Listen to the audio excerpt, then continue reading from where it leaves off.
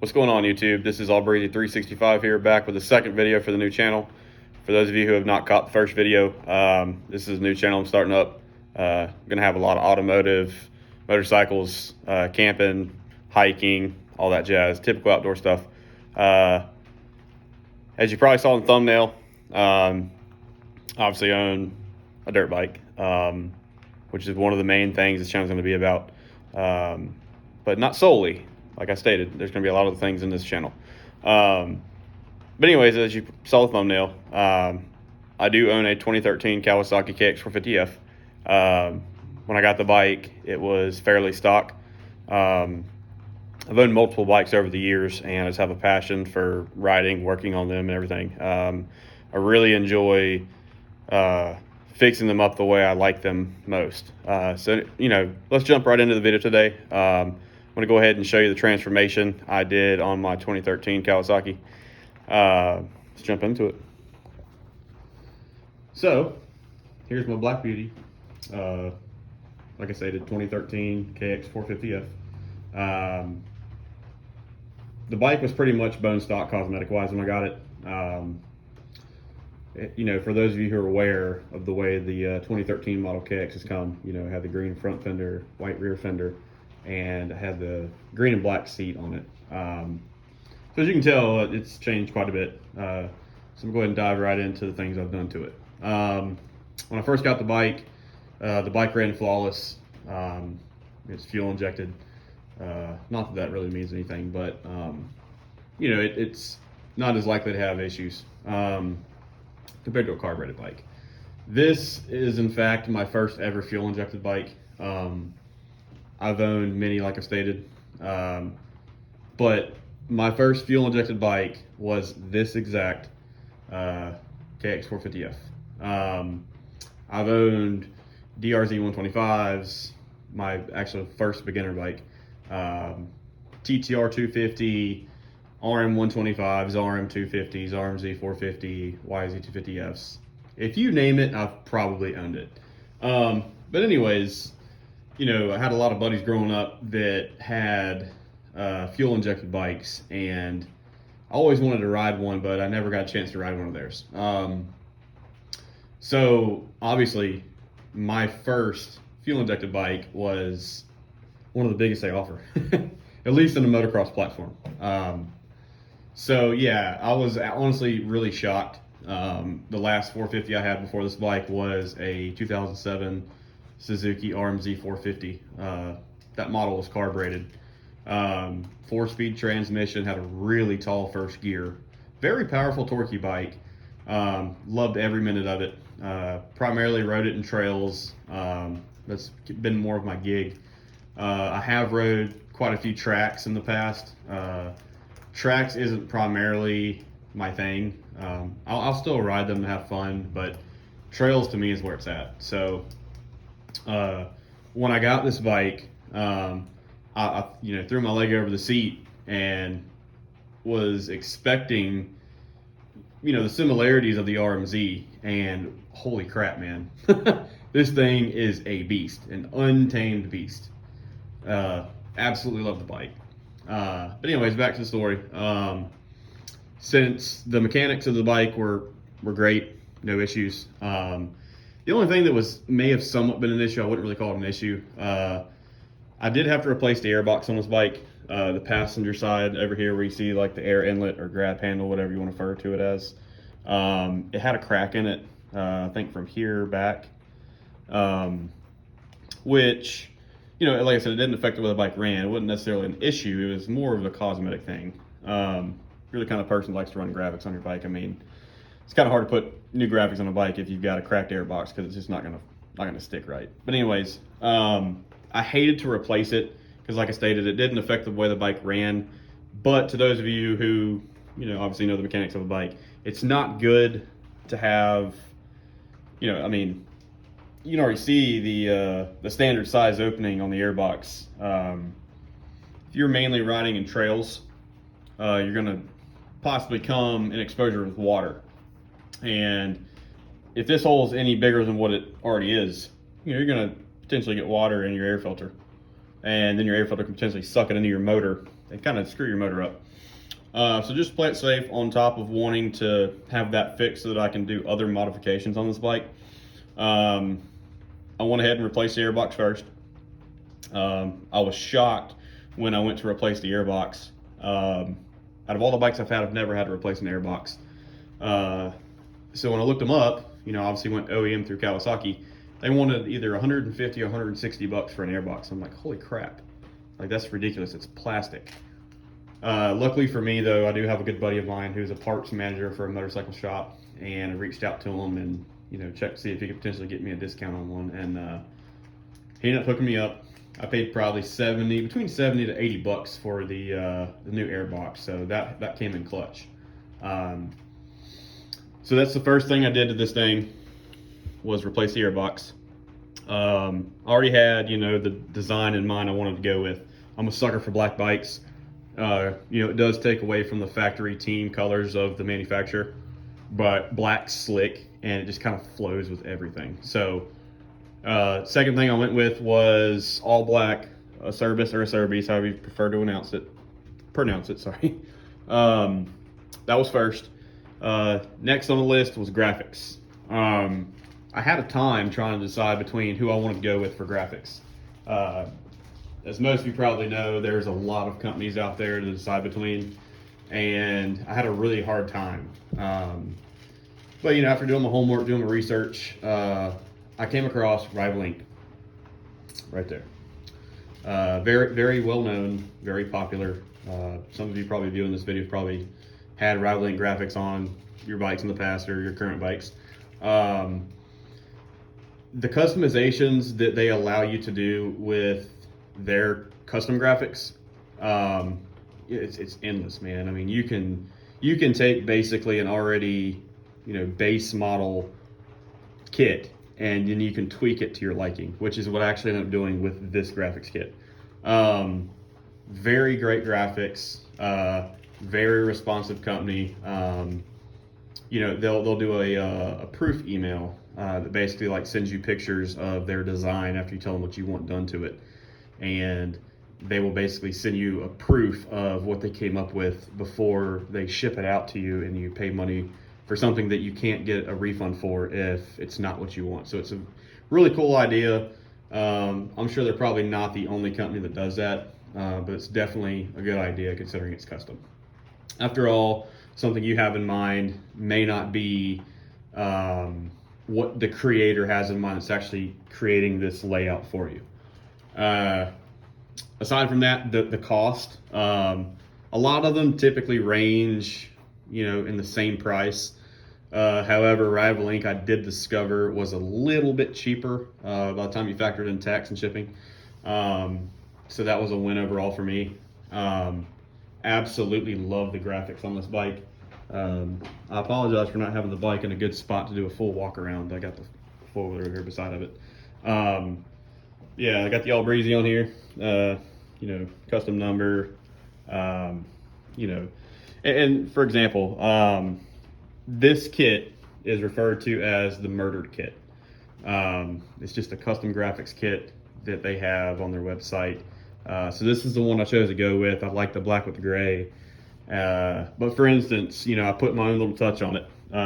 This KX logo right here, it's typically charcoal gray like the rest of the sponsors on the back of the rear fender here.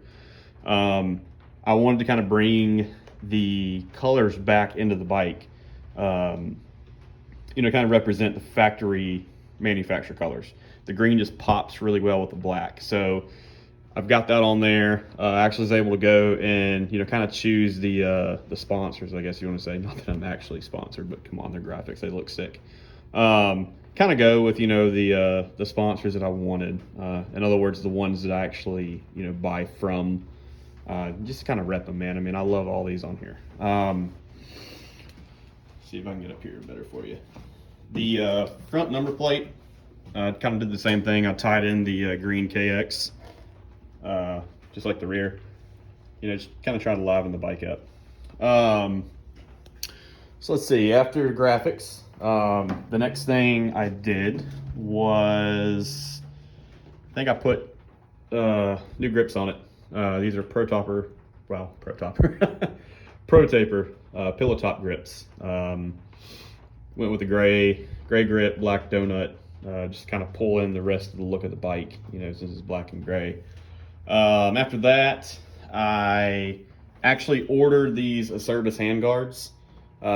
Like I've stated, I'm primarily a woods trail rider, so I'm a sucker to have these on the bikes. They come in clutch all the time when you're riding. You just never know if you're going to squeeze through a tight trail and potentially, pop your hand up against a tree. So I love having those. They're a great accessory to a bike. If you don't have them or have never tried them, they are worth every damn penny. I highly recommend those. They make the kind that don't, kind of close in here on the bar. They're kind of free floaters. Those I'm not really opposed to, because they're still a handguard, but I don't know, man. They seem too flimsy to me. And some people will try and say that, the reinforcing bar on, the closed end like this one, is that if you were to smack a tree hard enough, this could kind of cave in and hit your hand. And I'm not saying that that's, a bad point. I'm sure if you were going fast enough, that very well could happen. But, I've never had it happen to me with the Acerbis handguards I've ever ran on any bikes, and it could be that I've never hit a tree that fast. But that's a definite. The bike did already have an aftermarket ASV clutch lever on it. However, it was a standard length, so it wasn't a shorty like what I ended up putting on here now. Once I put the handguards on, I discovered that the standard length clutch lever that was on before this one, I had a clearance issue. It was rubbing on the inside of the handguard right here, and it was causing the clutch lever to stick. Just because it didn't have that clearance to kind of like flow freely when you pull the lever in like so. So the very next thing after the handguards I did was go to a ASV shorty. It came with a new clutch perch, pretty affordable. It is kind of pricey just to be a clutch lever, but again, it comes with a perch. So I think I may have paid close to 100, maybe a little over 100 for that. But having a good working clutch, especially a shorty, man, they're really nifty. Not really bulky. If you're the kind of person who likes to ride with it and stuff, it's nice to have that shorter lever just to do a quick clutch pop instead of having such a long standard length lever. So these bikes come factory with the Renthal fat bar handlebars. I did buy a replacement bar pad. It's actually the same color as the one that was already on it when I got it. However, that one was kind of tore up and looked crappy. So since I'm going with a little bit slicker look on the bike, figured why not go ahead and replace it. So I went ahead and slapped a new bar pad on it. This bike has some pretty expensive suspension work done to it. I'm a short guy. I'm probably somewhere between 5'7", 5'8". When I first got this bike and threw a leg over it, I was pretty shocked at how tall this bike set. The last 450 I had, that 07 RMZ, it could have already had previous suspension work done on it, and I was just unaware. But this bike sits so much taller. And I actually went back and compared the seat height differences between the 2013 KX450F and the 2007 RMZ 450. And if I recall right, I don't think there was any difference in the seat heights. If it was not by much. So it very well could have been that bike had, suspension work done to it. And maybe I lucked out and it just so happened that the guy that I bought it from was around my same height, weight, whatever. In other words, the bike was honestly kind of set up for me, luckily. I don't know. Maybe the seat was shaved. I do not know. I obviously don't have that bike anymore to be able to tell. When I did buy that bike, unfortunately, the man that owned the bike had passed away and his wife sold it. So I didn't really get to get a lot of back history on it as far as things have been done to it. But it was an awesome bike. Loved it. I honestly would not mind having another one. I've always kind of been primarily a Suzuki guy. I've had a lot of RMs, RMZs. But something kind of got me turned on to Kawasaki's, and I'm going to get into that in another video. For those of you that haven't caught my first video, I did kind of a quick, glimpse around the shop. I own 3 Kawasaki's, and I think my love for Kawasaki's came from one particular bike I have out here in this building. It's actually a bike that's been in the family for a while. It was passed down to me. I actually bought it, but it was still, kept in the family, but passed down to me.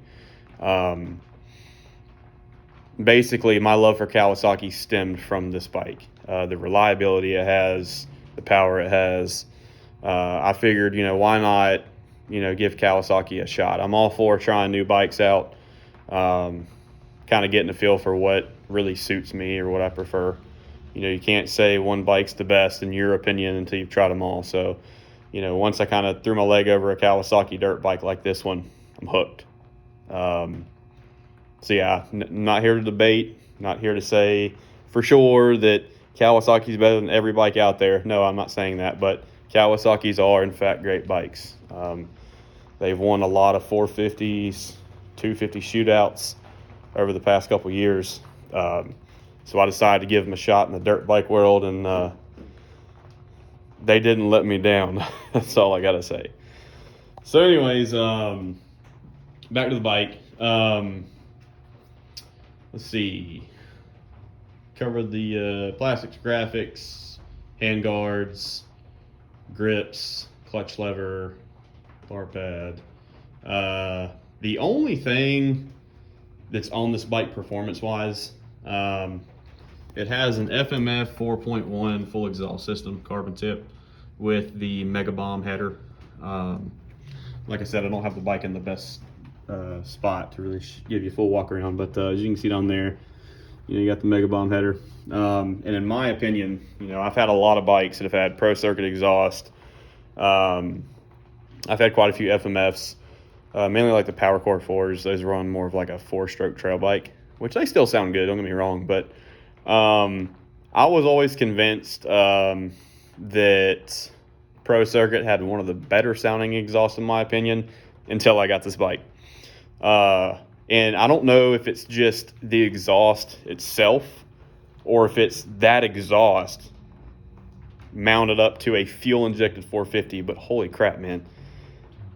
If you don't have an FMF 4.1 on your bike, or have never tried a 4.1, please try one. These things are awesome. This exhaust is brutal. And I have a whole new respect for FMF in this exhaust. Wicked exhaust. I mean, they're somewhat affordable. I mean, they're somewhere between, your average range, maybe a little higher depending on who you buy from, but it's worth every damn penny. That mod was actually already on this bike when I got it, which is cool because, that's one less thing I had to put on it.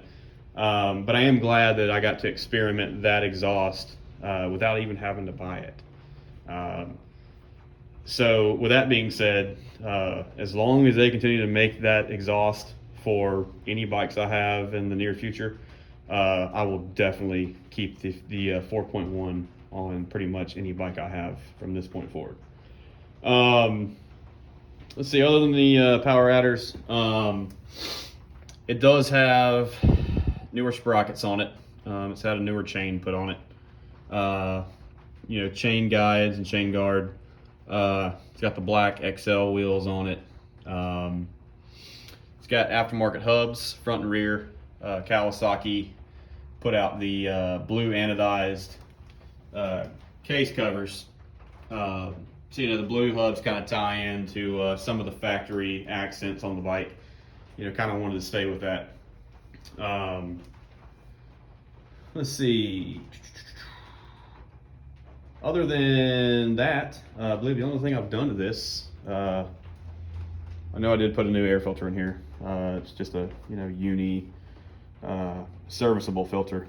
Those are definitely nice to have, just because if you discover that you have a rip in a non-serviceable filter, and let's say you're doing a prep on a bike for a ride and it's a last minute thing and you don't have maybe access to a motorcycle shop that has one in stock that fits your bike, whatever, that's when the serviceables come in clutch. Well, not necessarily if there's a tear in it, but because Because if you have a tear, it doesn't matter if it's serviceable or not. It's just a bad filter, and you don't want to run it because you run the risk of it sucking, debris or whatever into the motor, and nobody wants that.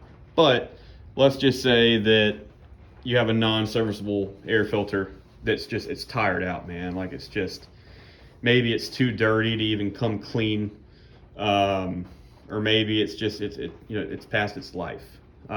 Those serviceables do come in handy because, like I said, you can clean them over and over and over again. And 9 times out of 10, the thing's going to develop a tear in it before it's time to replace it. So those are awesome. I love those. Next thing I did was put a seat cover on it.